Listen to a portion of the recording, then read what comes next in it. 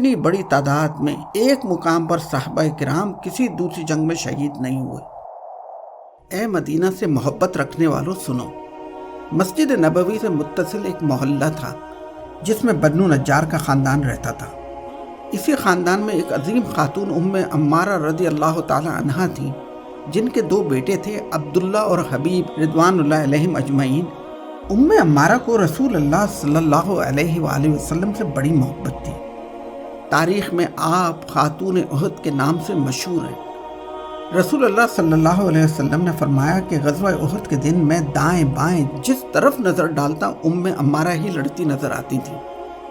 اس عظیم خاتون کو تحفظ ختم نبوت صلی اللہ علیہ وآلہ وسلم کی راہ میں شہید ہونے والے فرزند کی والدہ ہونے کا بھی اعزاز حاصل ہے۔ ان کے بیٹے حبیب بن زید عمان سے مدینہ واپس جا رہے تھے کہ یمامہ کے قریب جھوٹے نبی ملعون مسیلمہ کذاب نے پکڑ لیا۔ مسیلمہ کذاب گرفتار حبیب بن زید کے جسم کا ایک ایک حصہ کاٹتا جاتا، کہے لگاتا اور پوچھتا جاتا تھا کہ کیا اب تصدیق کرتے ہو کہ مسیلمہ اللہ کا رسول ہے؟ آپ رضی اللہ تعالیٰ عنہ کا ایک ہی جواب ہوتا تھا کہ محمد صلی اللہ علیہ وسلم اللہ کے آخری رسول ہیں۔ اسی تشدد کے دوران حبیب بن زید کی شہادت ہو گئی۔ آپ قیامت تک ختم نبوت صلی اللہ علیہ وسلم کی راہ میں قربانیاں دینے والوں کے لیے مثال بن گئے۔ ام عمارہ نے اپنے بیٹی کی شہادت کا سنا تو اللہ کا شکر ادا کیا۔ ام عمارہ کا اللہ کے نبی سے محبت کا قصہ یہاں ختم نہیں ہوتا۔ عہد صدیقی میں خالد بن ولید کے لشکر میں اپنے دوسرے بیٹے عبداللہ کے ساتھ شامل ہو کر یمامہ پہنچی، جہاں اسی جھوٹے نبی مسیلمہ کذاب کے ساتھ خون ریز جنگیں ہوئیں، جنہیں مارکہ یمامہ کہا جاتا ہے۔ ان جنگوں میں 1200 صحابہ رضوان اللہ علیہم اجمعین نے تحفظ ختم نبوت کی راہ میں جام شہادت نوش کیا۔ اتنی بڑی تعداد میں ایک مقام پر صحابہ کرام کسی دوسری جنگ میں شہید نہیں ہوئے۔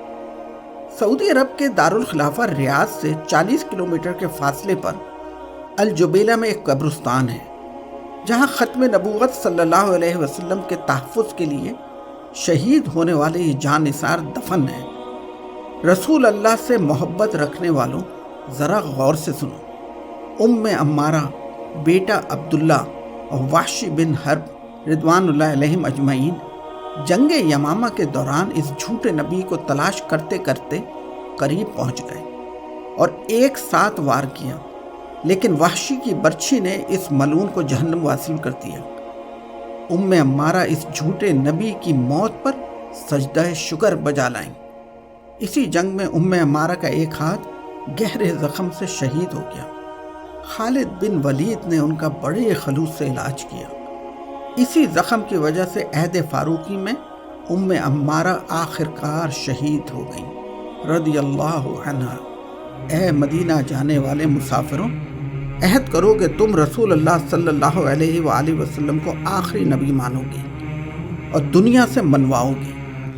اپنے بچوں کو بتاؤ گے کہ محمد صلی اللہ علیہ وسلم اللہ کے آخری نبی ہیں اور اب کوئی نبی نہیں آئے گا۔ اللہ